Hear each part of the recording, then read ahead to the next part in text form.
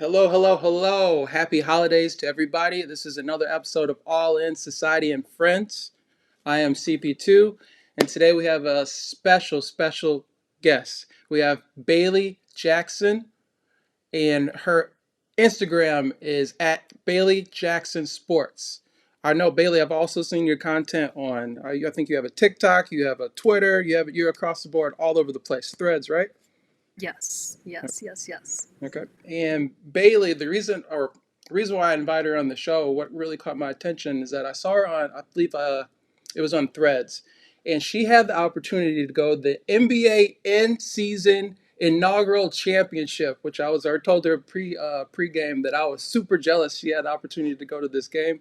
I definitely want a chance to go to Las Vegas, but she had the opportunity to go, so I reached out to her. I wanted to pick her brain and her experience there. And I also, she does an absolutely excellent job at breaking down our favorite players, not necessarily their stats and everything that's going on the court or on the field, but she's taking us behind the scenes to some of the things that go on off the court and really changing the narrative and really creating conversations that are very engaging on social media.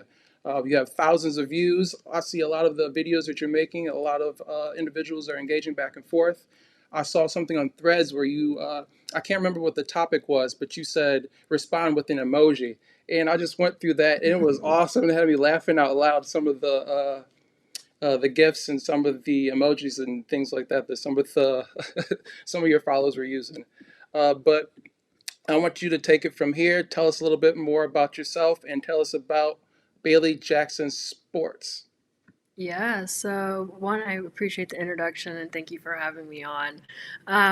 Bailey Jackson Sports is only about a year old. So I graduated from Indiana University last year with a marketing degree, and I had a little bit of sports experience or just like experience working in the sports industry while I was at IU, but not enough to the point where I was like, okay, I can find a full-time job, with my background, and a full-time job that I really wanted, in more of a reporting hosting role, right?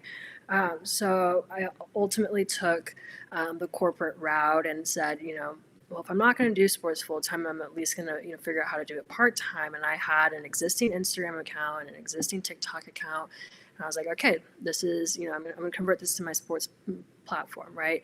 Came up with the name Bailey Jackson Sports, super simple, super easy, just, my first last name in sports, like just make it as, easy as possible for people to understand like what I'm talking about.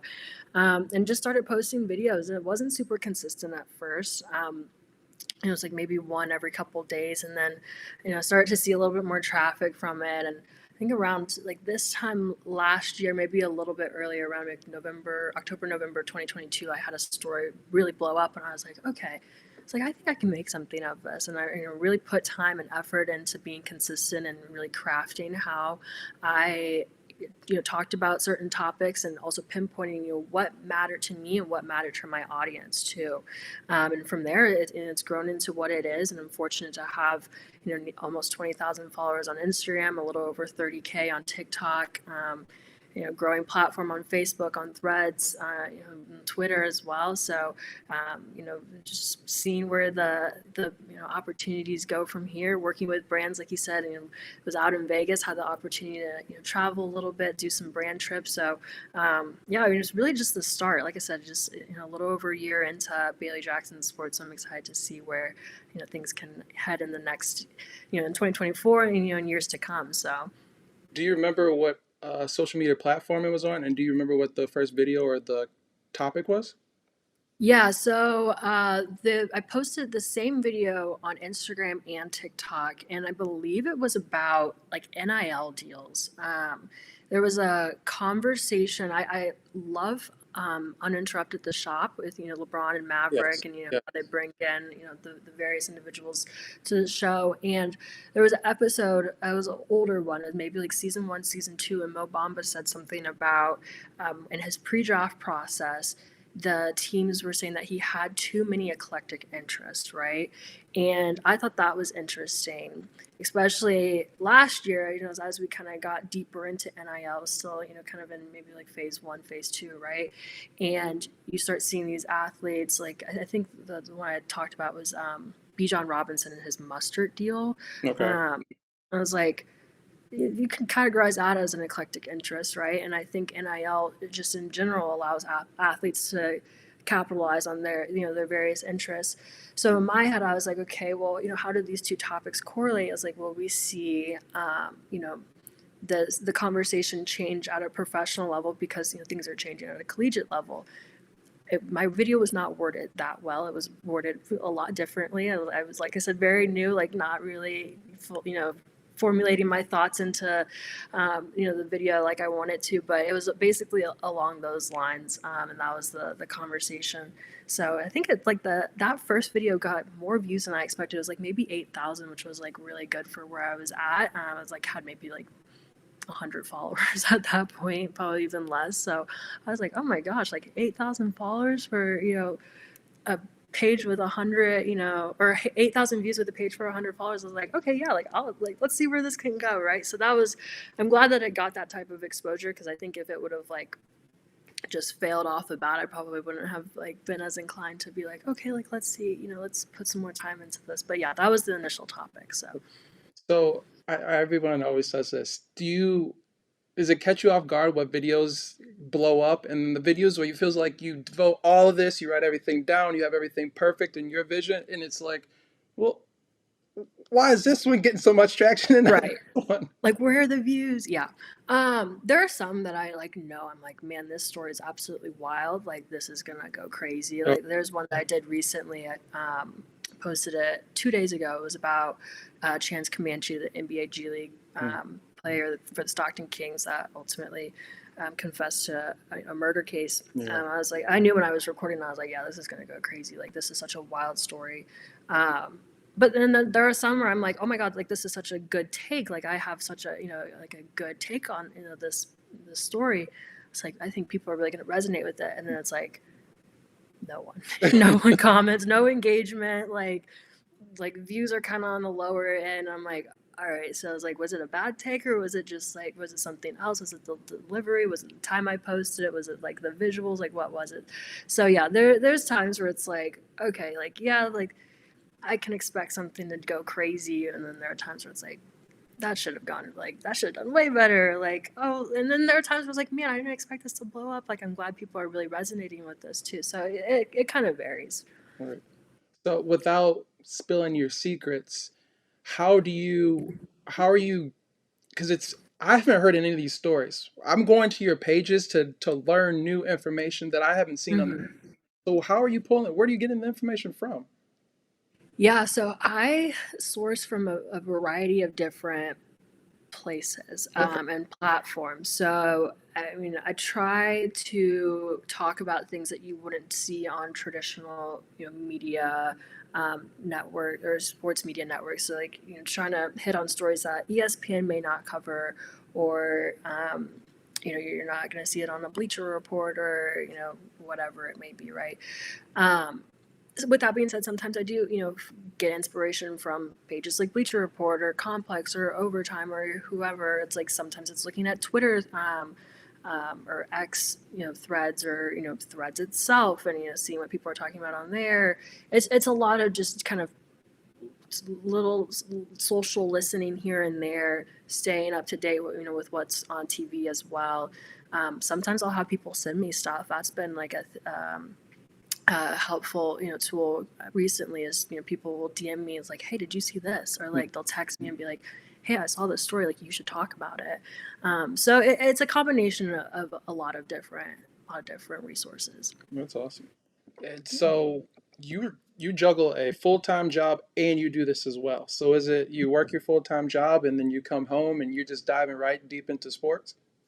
Pretty much. So I do have the flexibility to work from home part of the week, and then I go into our headquarters 2 days out of the week. So when I'm home, I'm fully committed to my job, 9 to 5. I'll have ESPN on in the background so I can kind of hear some of the conversations that are going on and get the inspiration throughout the day. So by the time it's like 5 o'clock, I log off and, switch over to sports mode.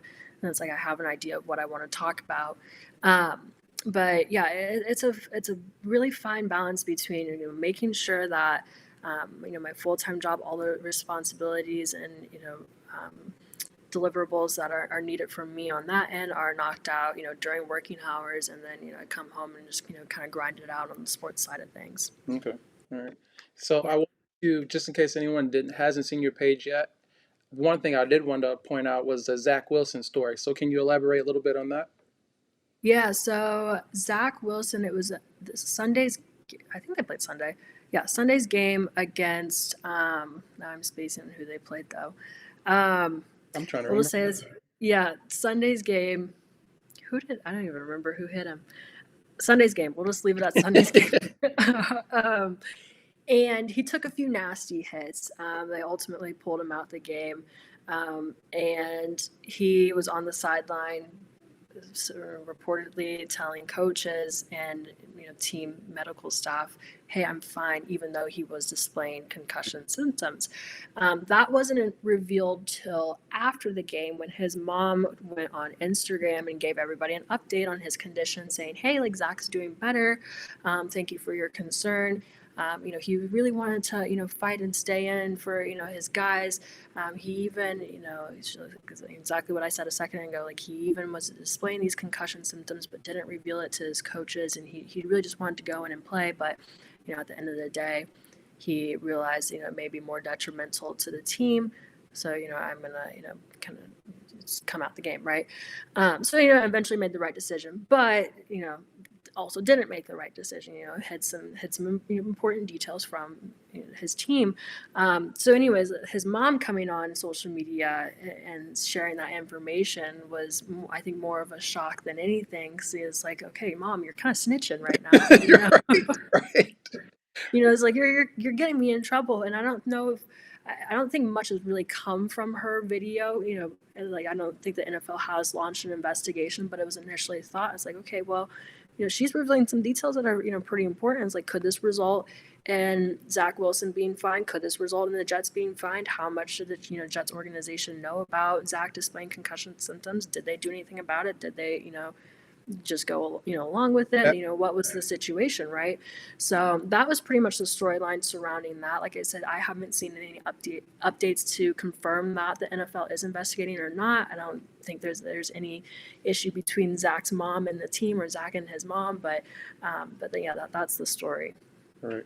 I thought it was an interesting story. I showed my father your clip, and his take was more so that he thinks the team is liable, regardless of what Zach did. The team, they have doctors there. That is their job to make sure he does not go back on the field. So, Right.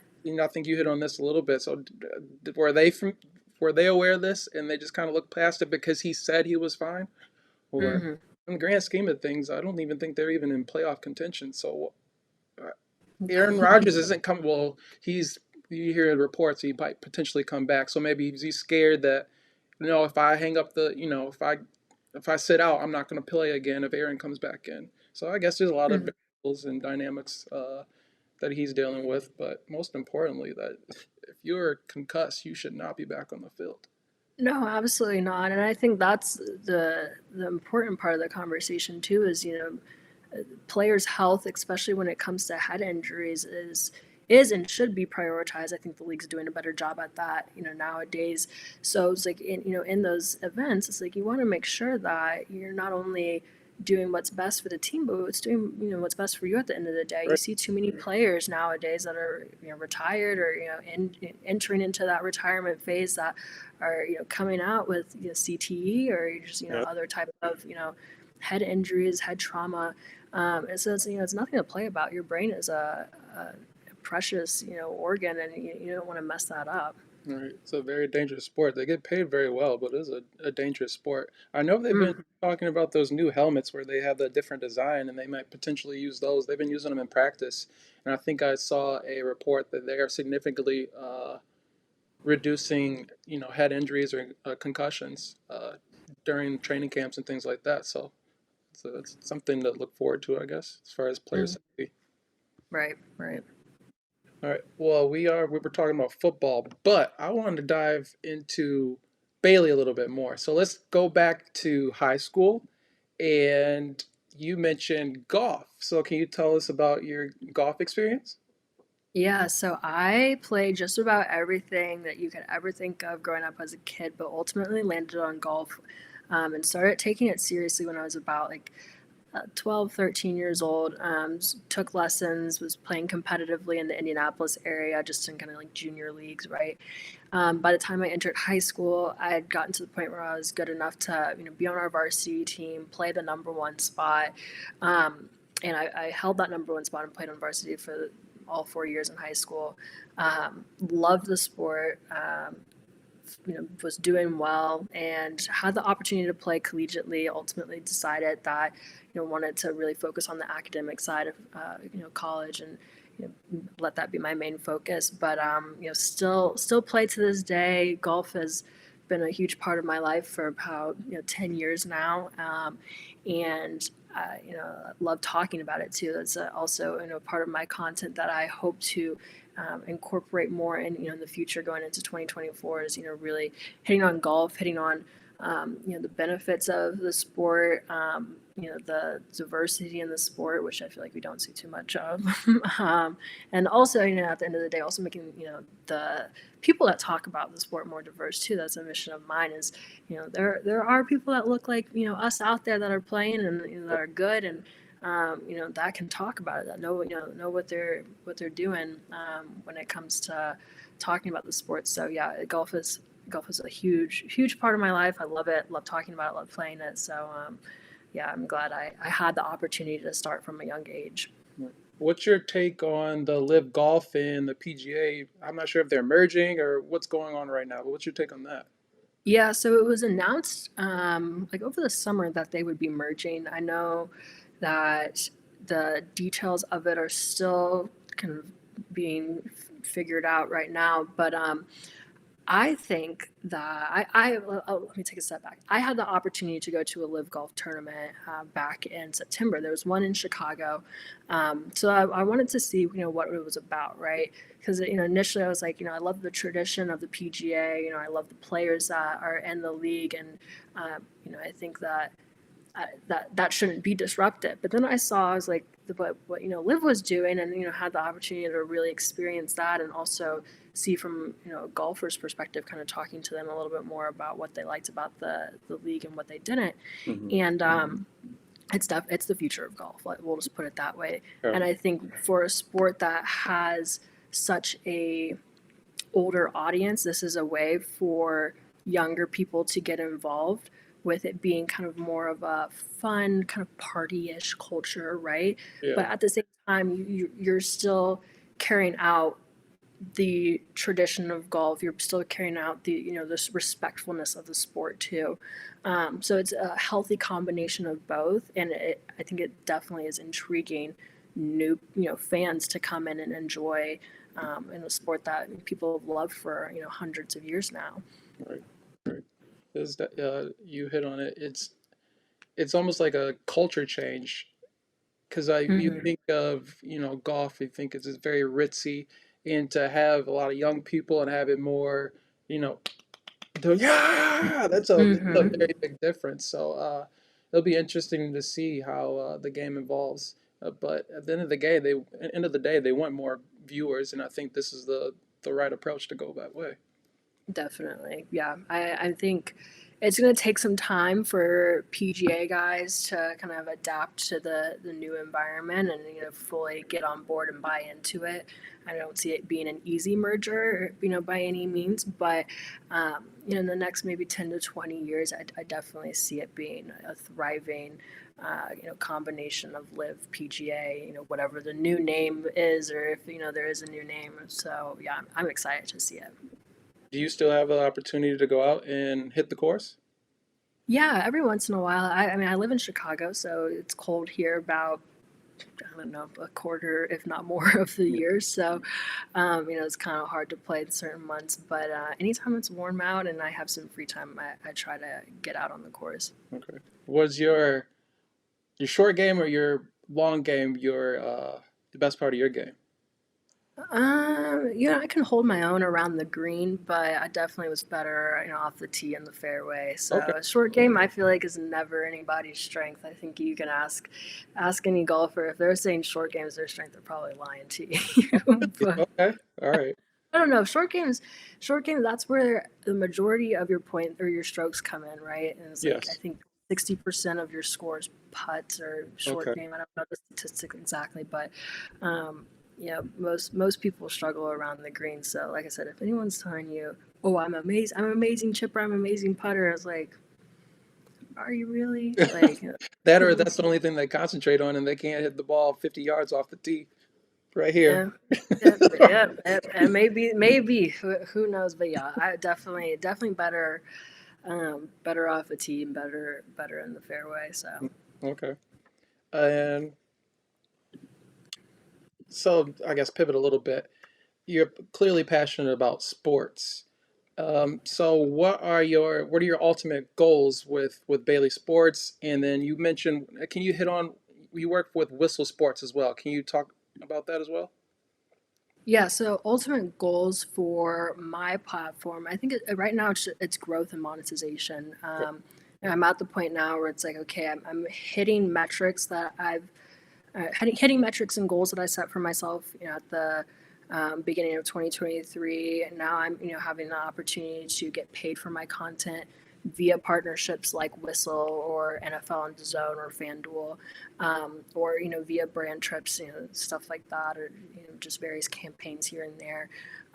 So continuing to like set higher goals for myself, hit higher metrics, and then at the end of the day, the goal for me is as much as I love my full time job, and working, in social media on a corporate side, Mhm. sports is my passion, and I know one day I'll be able to cross over and take this my sports work seriously and full time. So that's the ultimate goal for me is like in what way or form or fashion does that look? I don't know. It could be still on social media. It could be in a more traditional role like you see Malika Andrews or Maria Taylor or Taylor Rooks doing. um, and I think that's definitely in the future for me. What that looks like, I don't know. When the right opportunity comes, it comes, and I'll be exploring my options. When it makes the most sense for me. But yeah, that's kind of the future right now. That's what I have in store. So it's just a matter of time, honestly. All right. So as far as the partnerships with FanDuel, did they reach out to you or did you reach out to them? Yeah, so they reached out to me, which was a blessing because I had them on the list of brands that I really wanted to work with. And it was a conversation that started over email. They found my content, and they thought that I'd be a good fit for what they're doing with their other creators and what they're doing on their platforms. So yeah, it was a conversation of about a month of exchanging emails back and forth, and got the contract signed. And I've entered a year deal with them to do sports betting content, but also do the storylines that you see on my platform for their platform as well. So In for the sports betting, mhm. do you dabble yourself every once in a while, or are you just going to be doing the reporting? So I'm not, by no means am I a great sports better.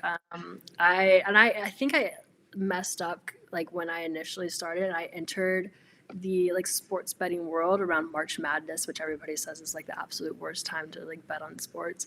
Why? Um, I just because of like all the like there's no certainty with March Madness games, Okay. obviously, but like on top of that, I think I don't know. There's just it's not like I don't know like the like real statistical reasoning behind it, but it just doesn't, I guess, make sense too. But anyways, that's what I was told. Um, so yeah, I was like, oh, let me put like a parlay on like multiple games. It's like probably like Sweet 16, like Elite Eight. I, of course, like lost money. I was like, all right, not gonna do this again. And then that was pre FanDuel though. And then it's like Okay. once FanDuel came around, I was like, okay, like if I'm working with FanDuel, I should use FanDuel and I should like understand how sports betting works. So I've like got into it more and more.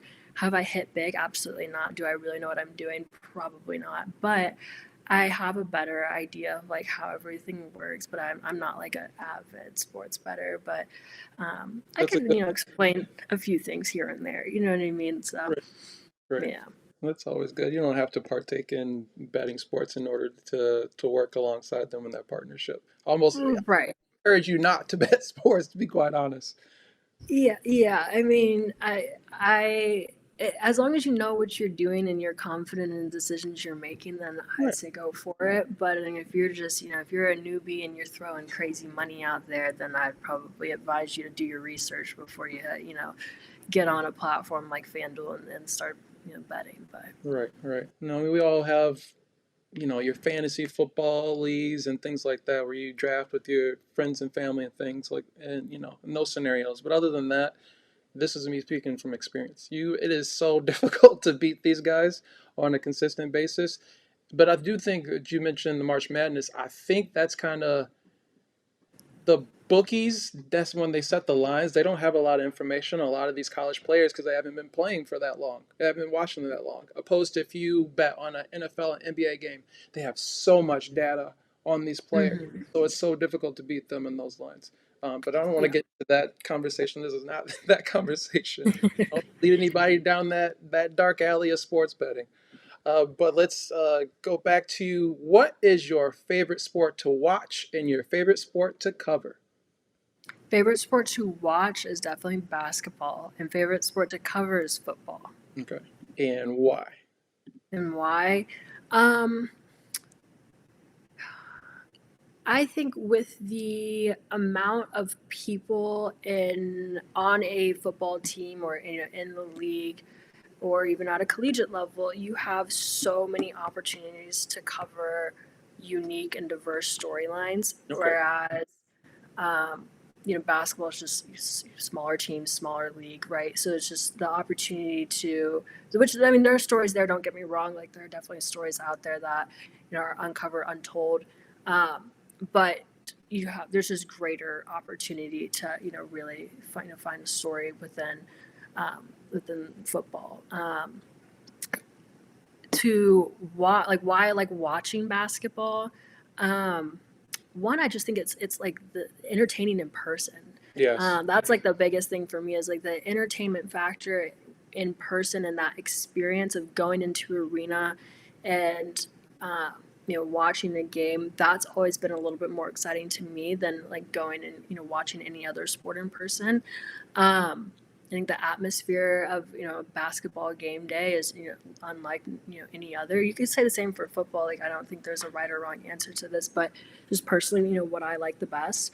And even watching it on TV, like I feel like I'm more locked in watching a Okay. basketball game than I am watching a football game on TV, at home. So that's my reason. Like I said, I don't think there's any right or wrong answer. Don't get me wrong, I do love watching football and going to football games too. I just prefer basketball a little bit more when it comes to that. Yeah. As far as reporting wise, I think the football stories resonate more with me because they always have their helmet on. And so when you're reporting and telling us about their story, I'm getting to know them a little bit more. I just feel like the hmm basketball players, number one, there's 82 games plus the playoffs. And so we see them so often. And we get to kind of know who they are. As far as football, we're really limited amount of time we get to know who they are off the field, Yeah, during the field, why they make the decisions or, do the things that they do on the field. So, just right. for me personally, I love the your football content because I get to know the players a little bit more.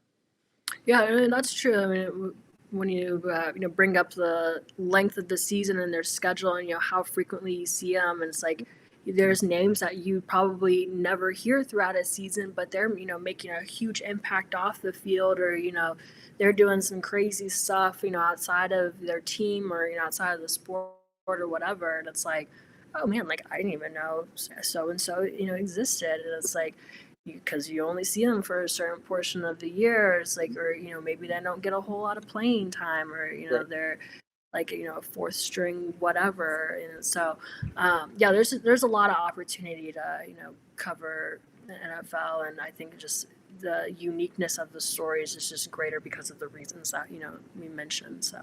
Yeah. In any sport, your favorite team. Oh, favorite team. Well, being from Indianapolis, I have to say Pacers for, NBA, and the Colts for the NFL. For college football, though, it's Ohio State. I grew up a huge Ohio State fan. I'm not from Ohio, but my dad and his side of the family are. So I was instilled the Buckeye pride from a young age. So I also have to give some credit to my Hoosiers. I went to Indiana University, so go Hoosiers on the the basketball side of things.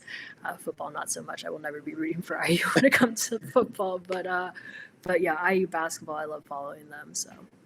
Well, don't tell your father I'm from Michigan. As you can see, I got the Detroit Lions hat on. Ooh, yeah, we don't talk about the team up north. Yeah. Well, you don't care about these guys. You don't. That's No, irrelevant. yeah. I don't have any beef with the Lions. Yeah, it's just, I mean, even Michigan State, they're cool. Like I don't have any problem with any other Michigan like school or team. The team up north, we don't talk about them. That's a no-no. All right. Well, I'll make you talk about them a little bit. So, tell me about the last game. What was your take from the last game? With Ohio State and Michigan, Hmm. um, I mean, if I'm going to be completely honest, Michigan is a better team this year, and I didn't expect Ohio State to win. Um, I think that Ohio State needed to do a better job at passing the ball, which is just hasn't been their strength at all this season. I don't think Kyle McCord really fit well into Ohio State's scheme, and as you saw, they would run the ball majority of the time. When there were those moments where he would, there would be pass plays. Marvin Harrison Jr. did his, thing, and I think he was great for OSU. I think he'll be great in the league, next year. If I think he declared, if he hasn't already declared, I'm sure he, was likely to. Um, but yeah, I mean, like I said, the expectations for that specific game were kind of low, just given where OSU was at this season, and just the various pieces that they were working with on the team. Um, and yeah, and Michigan is just a stronger program, unfortunately, this season. But maybe next year we'll get them. So there's always hope. But Do you think the coach is going to be there next season? yes, I don't think Ohio State has any intentions of firing Ryan Day before the start of the 2024-2025 season. Okay. Will his job be up in the air? Like, will next season depend on if we see him, in the future? Absolutely. I think like this is definitely going to be a test of if they keep him or not. Yeah. Um, but I don't expect him to get fired, before the Okay. start of next season by any means. Okay. Yeah. All right. So let's move on to a little bit of it's a deep topic, kind of uncomfortable topic can be at sometimes. Uh, but can you talk about your experience not only as a woman in sports, but a black woman in sports, and some of the things you might have to deal with as far as people in your DMs or the comments that might hit your feed or hit your thread? Yeah. I mean, people will DM me some crazy stuff sometimes. It could be just like, I mean, it couldn't. Some of the stuff I get in my DMs isn't even about my work necessarily. It's like sometimes it will be just about like who I am or like what people think of me or whatever. Which I don't even really pay attention to stuff half the time. It's like things are going to my requests and I'm not seeing them. So it's like if you're DMing me something crazy, just know I'm like not even Right. really probably gonna see it in the first place. Right. Um, but I do pay attention to the comment section sometimes, and I think that More than anything, it's not so much about being a black woman in sports. I haven't, fortunately experienced anything, race related, but more or less me being a woman in sports. It's the sexist side of things that I've encountered. I've gotten comments on my post saying, this is why men should be talking about sports. Women have no business, speaking on this subject. People have gone as far to say is like just go back and go back to the kitchen, like get in the kitchen and like just do your job and Terrible. shut up, basically. Yeah. And I mean, it's kind of like to be expected, honestly. I mean, this is nothing new, and women that before me that are in hosting roles or silent reporting roles or doing sports content as well are getting some of the same comments. I don't think it's a matter of what you look like. It's more or less like just being a woman in the industry. And it sucks, but at the same time, it's like there was a point where I had to determine if I was going to let those comments affect me or if I was going to brush it off and move on.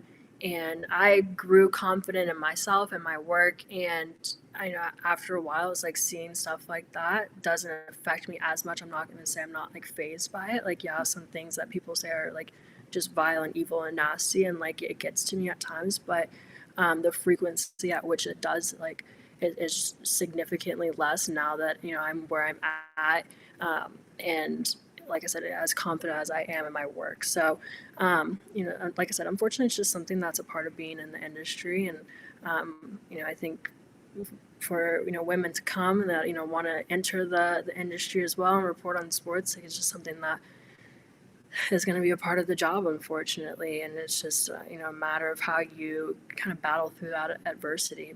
Right. Right.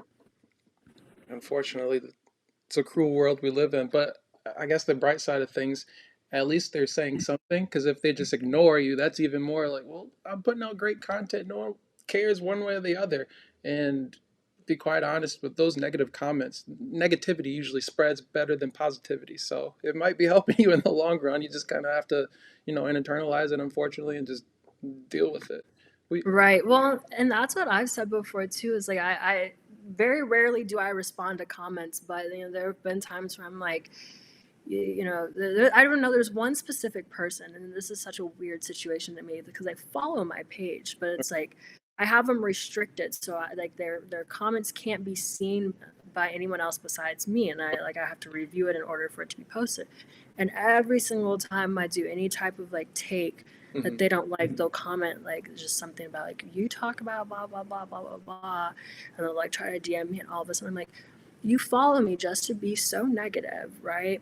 But it's like, little do you know that your engagement on my page and you following me is helping me. Yes. And it's like you hate me so much, but yet you're helping me. And it's like, do you understand like how that's just like it doesn't make sense. It's like make it make sense. Yes. Yeah, it's like if you really wanted to hurt me by any means or like hurt my content or my performance, and like stop following me and stop commenting. Yes. Yes. It's probably like these guys in the poker room, they don't know how to talk to women. And maybe that's the way for you. He doesn't think that you will ever give him the time of day. So this is the only way. Well, if I do this, that she'll get my attention or she'll respond back to me or something like that. I don't know. Maybe. I don't know. Yeah. That's a twisted way of thinking. Like, if that's their mindset, that's a twisted way of going about it. But I don't know. Like, at the end of the day, too, it's like I look at those comments and in my head immediately go to like, these people have nothing better to do than be negative behind his screen to a person that they don't even know. Like, that's just their problem that they have to deal with, too. Like, it's Yeah. that's not my business. You know Yeah. what I mean? So, yeah, just there's always going to be those internet trolls and those internet haters, and it's like it's just it is what it is situation. It's like there's not much you can do about it aside from control what you can control and be, positive and continue pushing through it. Right. That's great. You said you're only 23, but Hmm. sometimes I meet, I'm 35, so sometimes I'll meet people that are younger than myself.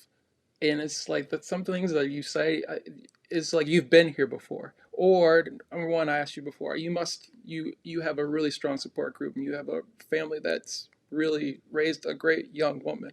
And so I think that's awesome. It's refreshing to see because I do run to a lot of younger folks and it's just like, oh boy. Yeah, yeah, I appreciate that. I definitely give credit to my parents. They did, a great job of raising me, and Yeah. they're great people. My mom and my dad are, I feel like the reason who I am, who I am today. And I definitely credit them for how I go about carrying myself and just living my life. And yeah, so props to them on that Yeah, one. that's great. Do you have any? Are you only child? I am, Okay. yeah, I If am an only child. Do I come off as an only child? No, no, no, no. Okay. I was curious because you didn't mention a brother or sister, so I was like, well, let me ask her because I was thinking, well, maybe you have an older sister who's maybe been through all this, or older brother who's been through all this, and so you kind of seen it, shown you how to deal with it. But you're just a strong, strong woman. Yeah, it's just me. Yep, it's always been me. So, yeah, I like to ask because I feel like people sometimes guess I have siblings. Some people automatically assume I'm an only child. So Mhm. I was curious. Yeah. I'm only trying myself, and I'm just a very selfish Okay. person. So hopefully you don't have that about you as Yeah, hey, sometimes it comes out, and that's okay. well. All right. Well, let's bring it to something a little bit more lighthearted. Well, not it's lighthearted for you, not for me, because I'm still jealous thinking about this. That you had the opportunity to go to the NBA in-season championship game. So tell us about that. Yeah, so this was such a cool opportunity. I mean, it was a first for a lot of reasons. It was the first NBA in season tournament. Um, it was my first time in Vegas. It was my first brand trip, and it was my first time working with Meta. So it was like a crazy, basically like 2 weeks, like a week of planning, and then like the week of the trip, right? And there was a rep that had found my content organically. He reached out to me and he was like, "Hey, like let's figure out some ways to get you to some events." And I was like, "Okay, cool. Like let's set up some time to chat." And he had mentioned that they're really trying to promote Threads. And later that day, it was either like that day or like the day after. He said, "Hey, I see you work with Whistle," because it was in my bio on my Instagram. He's like, "I see you work with Whistle. Um, you know, conveniently, like Meta and Whistle are partnering for the tournament to like again push Threads. Would you want to come out to Vegas? Like, would you be able to come out to Vegas next week?" I'm like, "Okay, like let me make sure everything in the full time job, like everything is covered on that end. It's like, do I need to take time off? Like, is everything that I need to do like done for the week?" I was like, once all those boxes were checked and I was like, got the green light, I was like, all right, it looks like we're going to Vegas. And it was such a dope experience. There was about like 20 or more creators that they brought out there. They had us in two separate suites. So we were able to like get to know each other, like all the people. And there's, like I said, two separate suites. All the people in my suite, like I got to know like really, really closely, but still got to interact with some of the other creators in their other suite. And they had us in there for the semifinals. So we got to watch the Pacers Bucks and then the Pelicans Lakers on Thursday, and then we also got to watch Lakers and Pacers on Saturday. And then there was some really cool events on Friday as well. So there was a lunch with Boardroom and Okay. Threads that took place on Friday. So it was like some really cool networking opportunities. Had the chance to like, meet Asia Wilson, Miles Turner was there. Some of the other aces were there. Shams from the Athletic, he was there. Rich Paul showed up. Had a chance to talk with Adam Mosseri, who's the head of Instagram. So it was like really cool networking opportunities and like really Yeah. cool, like dope people in the room, talking with agents, other creators. It was like just people, like it was like a true industry event.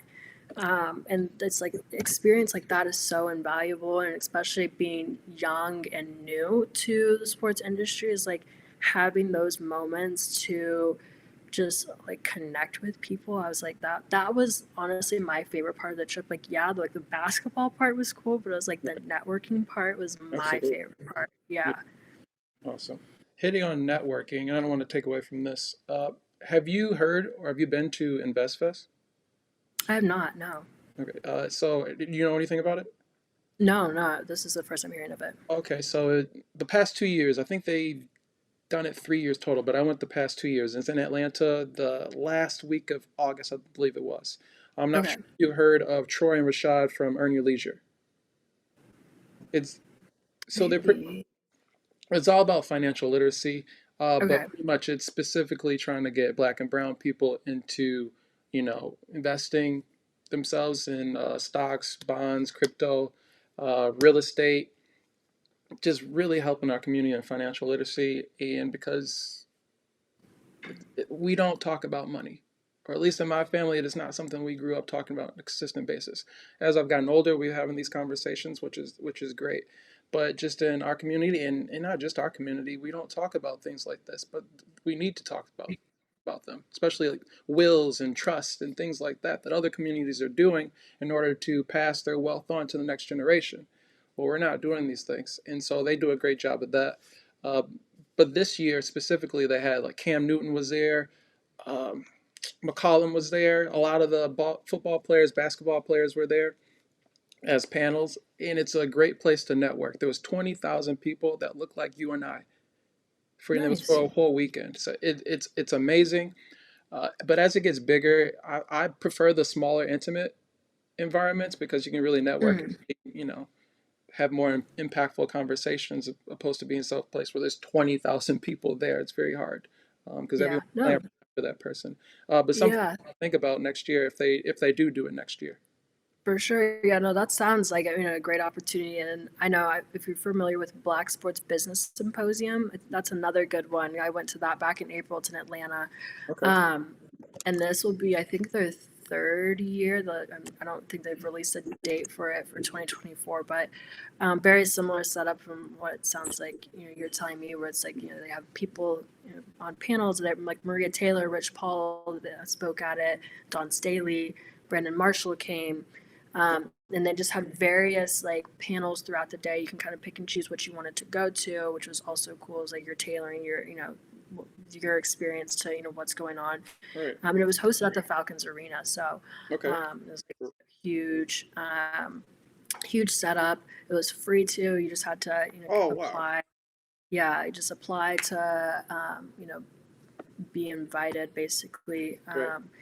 And you have to cover airfare, hotel, all of that, but Yes. there's no cost to attend. But yeah, there's another great one. So I'll look into that one. You look into Black Sports Business Absolutely. Symposium. These both sound like really awesome events. Okay. Yep. Yep. Absolutely. Thank you. I appreciate it. Yeah, for sure. Right. All right. So to close out, we're gonna get into my world a little bit. Yeah. What is your experience in poker? 0. Okay. All right. So Yeah. not on the no, I'm not trying to get you to play poker or anything like that. But are you familiar with Princess Love? I know what you're talking about. Okay. Yes, yes. Okay. Yeah, I saw what you're talking or what you Yeah. mentioned. Yeah. Yeah. So I just wanted to kind of put on your radar because I truly believe that there's going to be another poker boom, and I think the next poker boom that will take place, it will be women. They'll hit the felt and then they'll start taking money from men. Hmm. Right now, the reason why women don't feel comfortable is because men are just nasty and disgusting people. And their psyche cannot take women coming in and taking their money. It's very macho environment, but I think as time goes on, the organizers and the casinos are getting better at protecting women. Poker community it's pretty gross. And I'm not trying. This is terrible stories to tell to try to get you to get into the poker community and cover the poker community, but like you hear stories in California, dealers used to get spit on. These dealers were peed on. Yes. So that's what I'm saying. Poker players are the nastiest people in the world, but there's also some great people in the poker community as well, because when you think about it, poker is a worldwide game, and it's very easy to learn the game. It just takes a lifetime to master the game. And like I said, I'm not Hmm. trying to get anybody to necessarily play poker, but just learning the game. And there's a casino all over the place. You will be so surprised the conversations and the networking opportunities you can have at a poker table. And then Hmm. also, most importantly, was for the content. So, two uh, organizers, it's World Poker Tour, where Princess Love, she played there at the Win, and then the World Series of Poker in the summer. They'll have at Caesar's property. I don't know if you had a chance to go to Caesar's Horseshoe Casino. No, I didn't. Okay, but they have it. It's on the Strip. It used to be at the Rio, off the Strip. Now it's on the Strip, so now it's a little bit more mainstream. Uh, Hmm. more people are just kind of walk off the street. Well, what is this going on here? I don't know anything about poker, but I would love to try just because Mhm. it's an awesome experience. So just something it's we kind of talked. Poker is a sport. They don't want to label it as a sport, but it's definitely a sport. But just something to consider if you want to do some content that's not necessarily what most sports reporters would cover. I think you'll definitely poker community is niche and small, but if you can find some stories and maybe interview a person or two, I think you'll be surprised with the response that you get from the poker community. Yeah, no, I mean, I'm definitely interested in learning more. And talk about Princess Love. It's like you're just seeing stories pop up, and and your timeline and on mainstream platforms, right? I know, like I think I don't remember who I saw cover it, but I'm pretty sure it's it's hitting on pretty major pages, Right. right? So, people are definitely interested, and people are wanting to talk about it too. So I'm one of those that are pique my interest. So I'll definitely be looking out for more topics, related to the poker world and what that looks like, how it feels, and what the potential could be too. It's like it's everything we'll see. I'm not gonna say everything. It will likely see some more growth and some more attention in the future. So the coverage will come with it for sure. Right. And I'm sure you heard that pickleball is a huge thing right now too. Oh yeah, yeah. That it's funny because when I got to Vegas, I was like in my Uber on the way to the hotel, and my Uber driver was like, "Yeah, I'm in a pickleball league." He's like, "It's huge out here in Vegas." I'm like, "I didn't know that. Like, that's cool." And I know pickleball is growing for sure. It's like everybody's investing in it. You have so many athletes that are like getting into pickleball Hmm. leagues, right now. And I know in Chicago, like when it gets warmer, people are out playing. I know it's been to the point where like on the news they're complaining about the pickleball noise in the courts, and like it seems crazy, like the way that it's just skyrocketed and like kind of become a viral sensation. So I'm Yeah, excited to see where that goes too. absolutely, absolutely. But yeah, Yeah. I truly appreciate this. I mean, you're definitely a very, very, very busy person, so I appreciate you taking the time to sit with me and do this interview. Hopefully, we'll be able to do it again in the future. I would love to have you on the live show on Tuesdays if you can ever find time to do that. Just jump in, rather jump in the chat. Just come in, say hi for a second, and then dip out. I would love to have you on the show. So again, I appreciate you taking time. Yeah, well, thank you for having me. I appreciate it as well. Absolutely. I will definitely be pumping your content, telling everybody to check it out. I've Yeah. already told my parents. I'll be telling my family. Once we go, spend time with everybody for the holidays. We'll definitely be looking at your content. We'll be fans. We'll be watching. We'll be in the comments. So I appreciate it. We'll be here to support you. Keep doing what you're doing. Thank, I enjoy it. thank you. I really appreciate that. Absolutely. Enjoy the rest of your day, and I truly appreciate it again. All right, thank you too. Bye.